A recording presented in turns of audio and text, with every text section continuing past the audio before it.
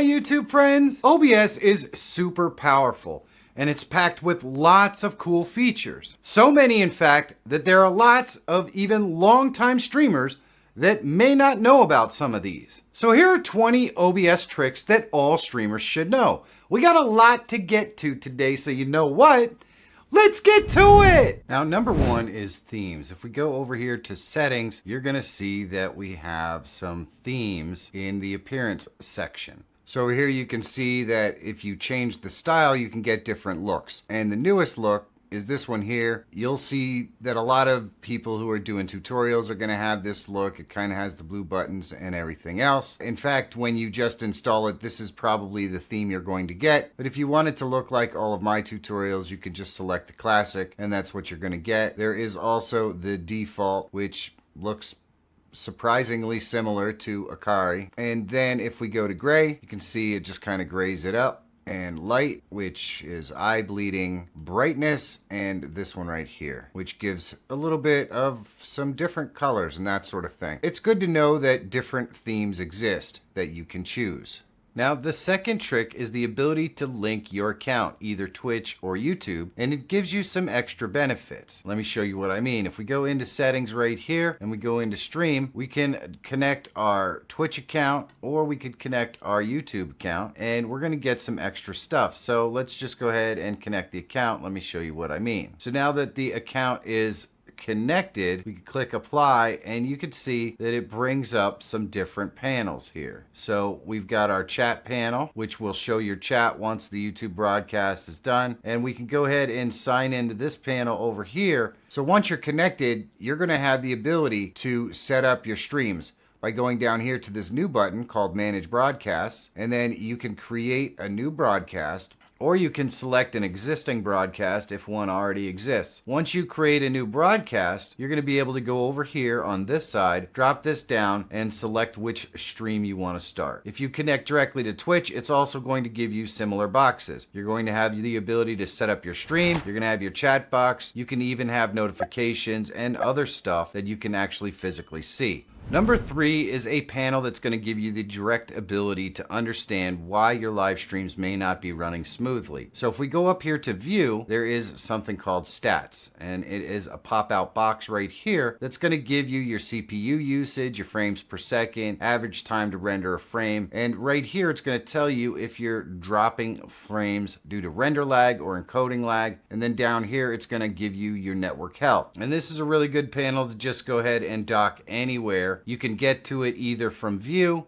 which doesn't really allow you to dock it, or you can get to it through docs and just the stats. And now we're going to know if we start dropping frames or something like that, what actually is going on screen that's causing it, or if we're dropping network or something like that. So right now, this is the best troubleshooting tool for OBS, and it works pretty good. Now, number 4 is something that a lot of people don't know. If we go over here into settings and we go to our video, we can see that they have some resolutions listed here. The thing is if we drop this down, it gives a couple resolutions, but that's not the only ones that you can use. You can type any resolution that you want in here. So we can go ahead and change this up so it's 1080 and then just hit the X by 1920. Now we're gonna have a vertical resolution, as you can see. And if we go back into settings and we go into video again and we drop this down, we're gonna see that exact same resolution right there. Now you always want your base output resolution and your canvas scaled resolution to be the same, mostly because of rendering. You want to make sure that your computer has the easiest time rendering that they possibly can. But you can put in any resolution that you could possibly think of here. So if you're struggling to stream in 1920 by 1080, but 720 is too small, well, you can go somewhere in the middle. You could pretty much do anything you want and set these resolutions up so that they can be exactly what you're looking for.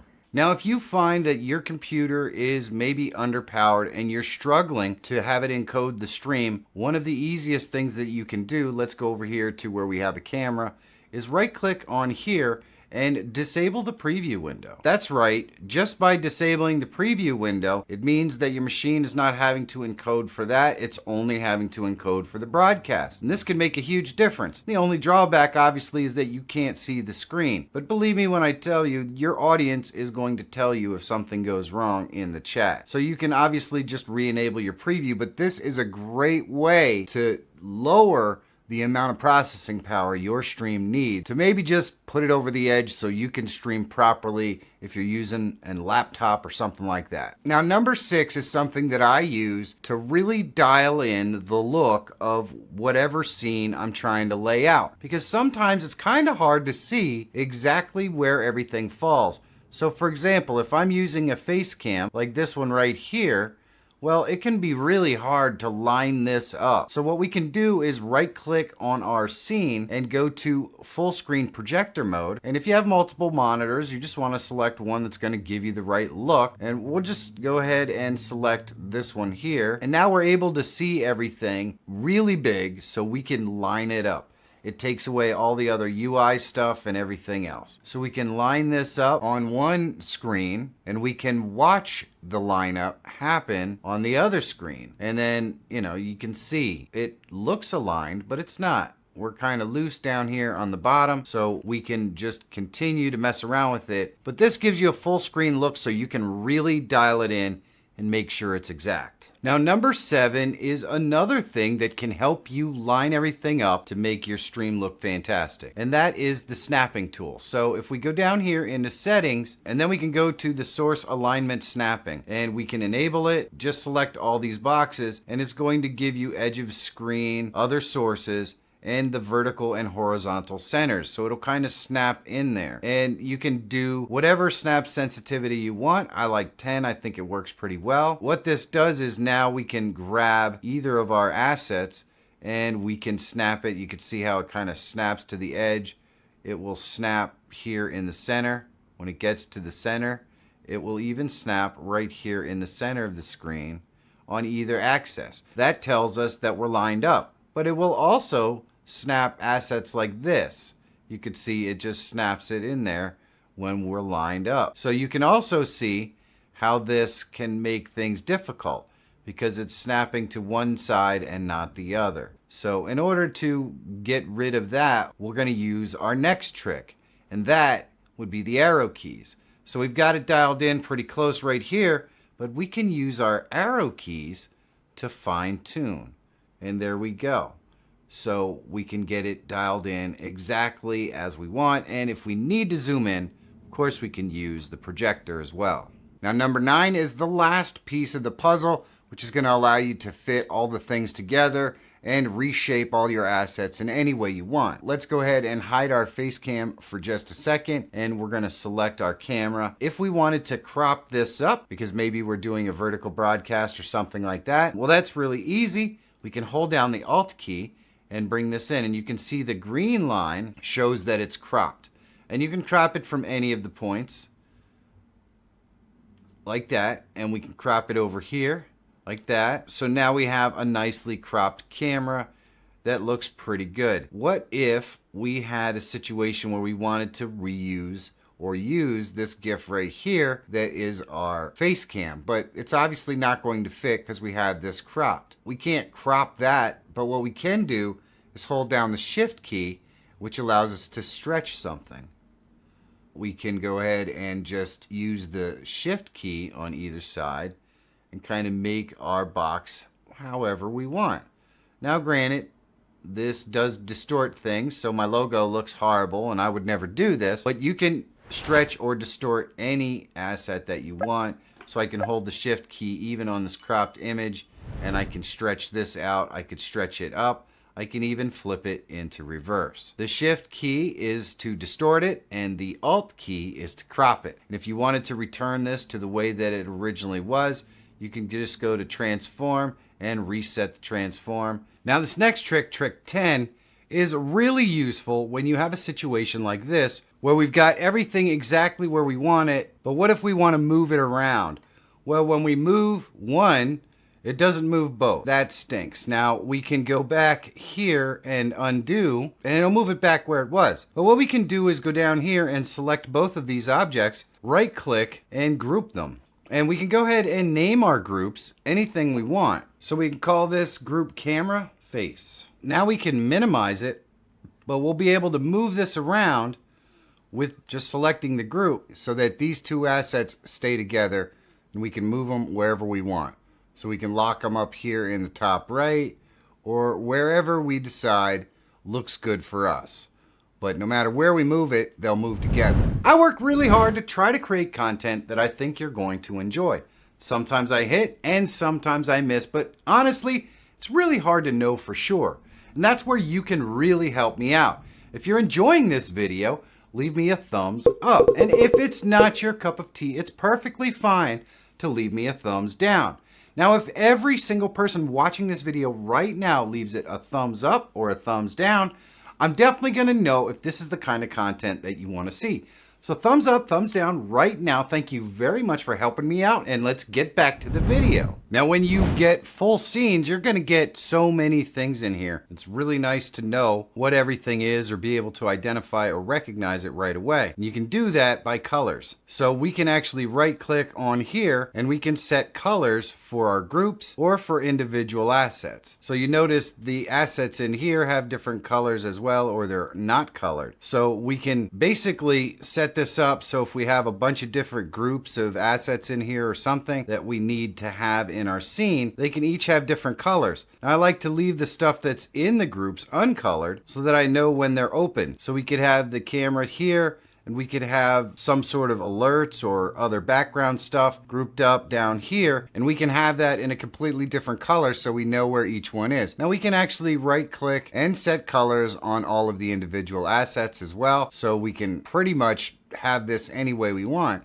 And if you want to remove the color, you just go back in here and you clear it. Now, another option that really allows you to make different changes is the nested scene option. Now, this is going to work very similar to groups where it allows you to connect stuff up so you can move it around together. But the thing I like the most about the nested scene group is you can create scenes that have specific types of assets in them. So let's say you have a bunch of custom pop-ups or alerts. You can create a scene and organize those in the proper locations for whatever scene you want to put it in. Let me give you an example. Let's say that we wanted to build a scene that has this camera right here, but we wanted it located in a specific location. So I'm just going to go ahead and duplicate this scene right here, and we're going to take that and we're going to just set this camera up so it's down here like this. We're going to add some other assets to this scene just to make it make sense here. And we've got a color source. Doesn't really matter. We're going to select a color right here. We're going to put that color source up here,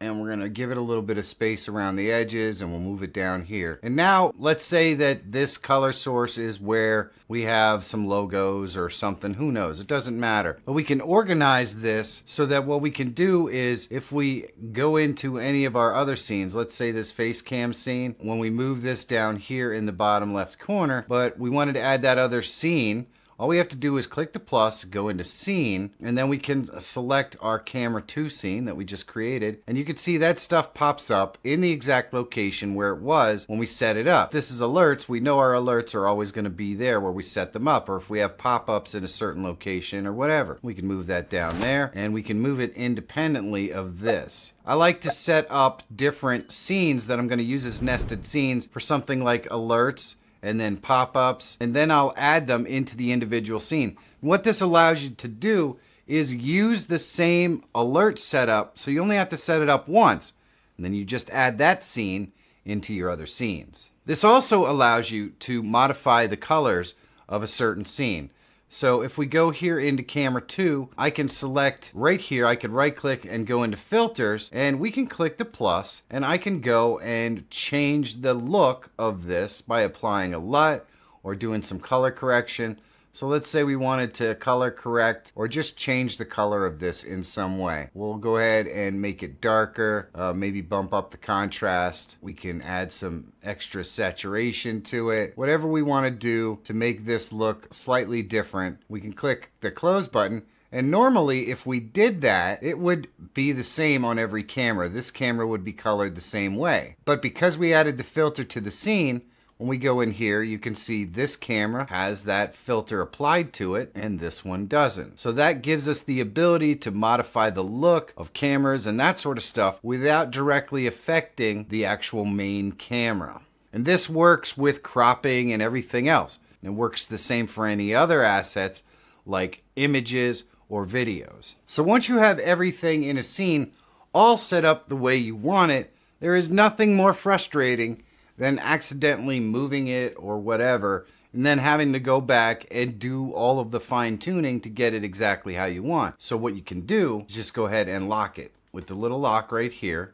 And once you do that, nothing is movable. You can't move any of these things. And the same thing works with audio. So I can go down here into my audio source and I can adjust the volume on the audio source. Sometimes you're going to have like 10 different audio sources in here. What if you accidentally bump the volume on something, or you use the scroll wheel on your mouse, which as you can see will actually move this? Well, you can right click and lock the volume. And now I can't adjust it at all, no matter what I do, until I go back in here and I unlock that volume, and then I can control it again. Now, when you have a lot of things in a scene, it can get pretty complicated. If we go over here to Facecam 2, our little Facecam outline here is a video. And you can see that it puts up a video source up here where there's audio, but this doesn't have any audio. Well, we don't have to look at stuff that doesn't have any audio. We can right click and hide it. And now we only have access to the actual audio sources that we need. So if you have a bunch of assets in your scene, like overlays or something like that, that don't have any audio, that just happen to be video sources, well, now they don't have to clutter up our audio mixer. If you wanted to unhide them, you just right click and unhide all, and it will reappear. Now this next one is really cool and great to use with nested scenes as well. I'm gonna go ahead and duplicate our camera again. And what I'm gonna do next is the same thing we did before. I'm gonna right click on our scene and go into filters. And in this particular case, we're gonna click the plus and we're gonna add some masks. So we're going to go to the image mask blend right here, click OK, and we want to drop this down and use alpha mask alpha channel, and we're just going to browse to some shapes that I saved. And all I did was create black shapes in Photoshop, but you can use any tool that you want. We're going to use this mask right here, open it up, and we can click close, and now you could see that we've got a nice little shape. So if we wanted to take that particular shape and use it in any of our other scenes, we could easily do that by clicking plus and going into scene, and we can add camera 3. So now we've got this really cool masked camera in here, but you can use any shape. And we can do a lot of really cool things with this as well. So let's go back into our camera 3, and I'm gonna right click here and we're gonna go into filters, and I'm just gonna change out this mask to the square one here, and you can see what that looks like. And now when we go back to this, we could see we've got our square mask. If we go in here, I'll show you just one more about how crazy you can get with these masks. Just got this little tree one here. We're gonna open that up, and there we go. You could see what that looks like. It's just the shape of a tree. Number 16 is one of my absolute favorites, and that is transitions.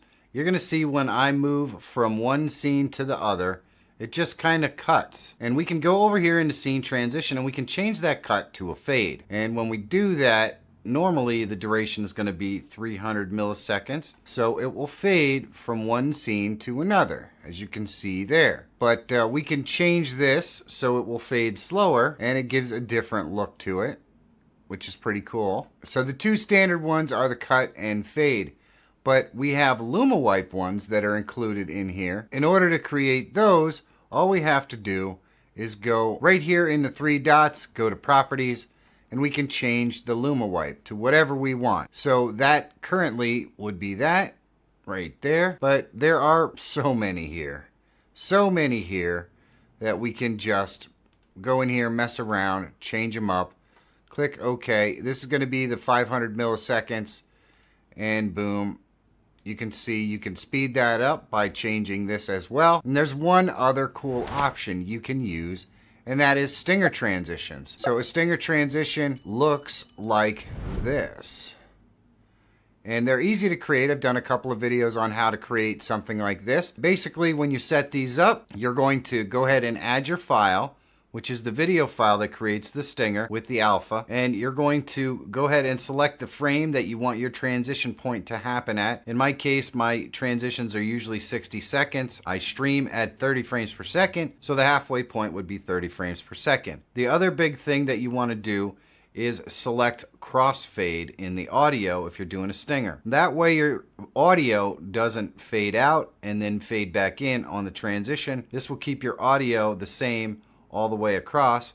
And if we click OK, now we can see that we've got that nifty transition right there. So that's 3 different types of transitions that are available to you. And literally, you can modify these with the length of time and everything else, make them absolutely all yours, even if you're just using the Luma wipes that are included in OBS. Now, not every transition is going to be great for every scene. When I change scenes right here, this transition is a little bit long. So that could be good if we're transitioning from like a game scene into, you know, a talking head scene or something where you maybe want a slower transition. But that's not going to be great for every scene. So what can we do? Well, what I'm going to do is go over here and I'm just going to select fade, right? So that means we're going to fade into these scenes. And then I'm going to select the scenes that I want to modify. So let's say we want to modify to go here.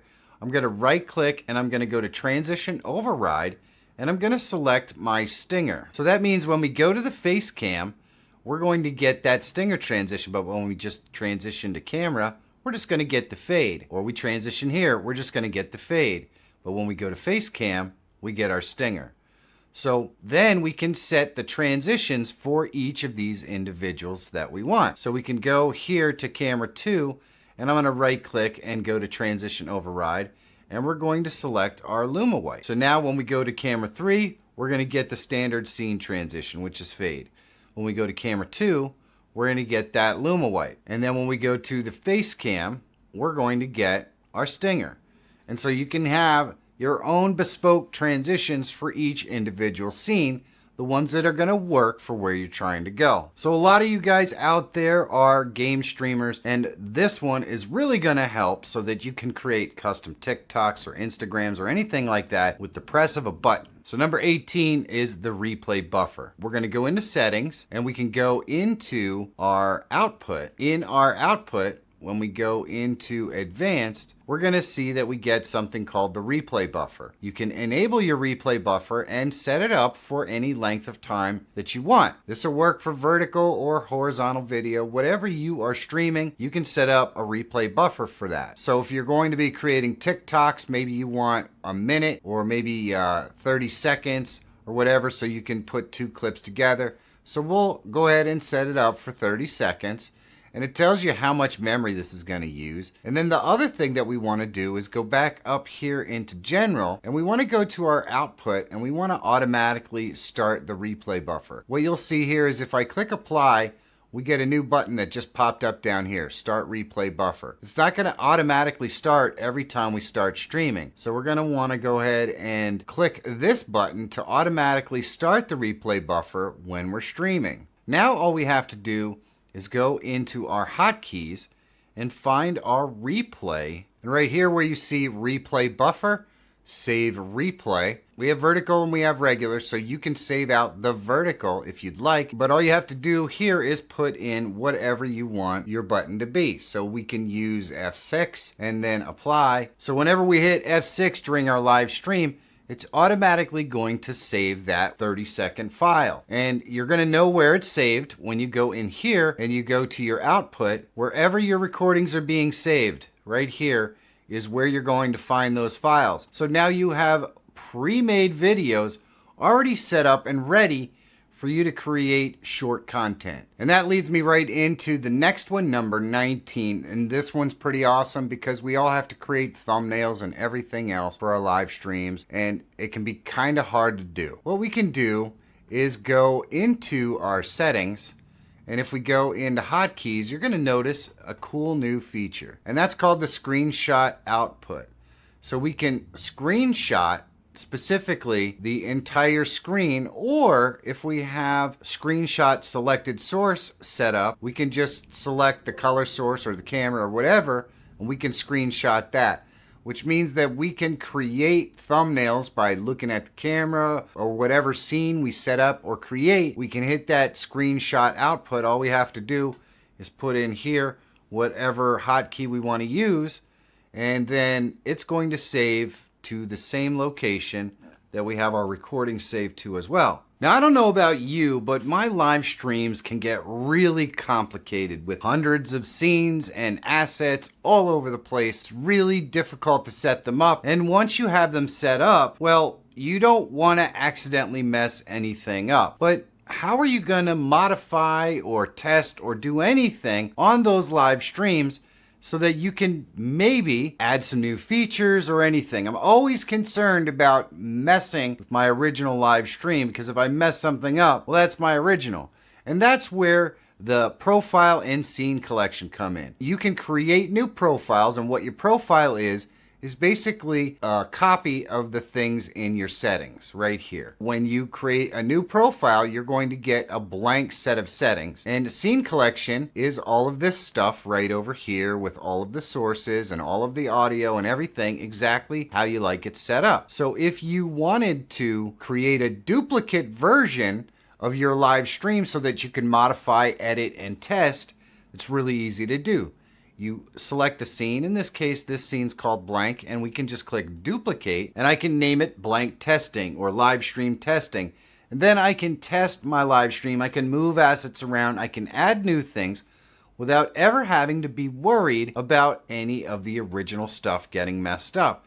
And I can do the exact same thing with the profile. And that's the beauty of the profile and the scene collection. The other thing is you can create just a new scene collection, call it whatever you want, click OK, and then test all kinds of different things in here to see what's going to work and what isn't. When you're done, if you don't like having all of these in there, we can just select it right there and we can remove it. And there we go. Now that one's going to disappear. I could go back and select my blank, and all of our scenes and everything come right back. So you never have to worry about editing or modifying your live stream the way it's set up. You can just duplicate it and mess around with it all you want. And if you mess something up, you just remove it, reduplicate the original, and test again. Are there any cool tricks in OBS that I left off the list here? Let me know about it in the comments. And if you want to see how I created the cool stinger that I used in this video, check it out right here. If you're always looking for tools, tips, and tricks to help make you a better live streamer or YouTuber, subscribe to the channel. My name is Michael Feyrer Jr. Thank you so much for watching. Have a great day, and I'll see you in the next one.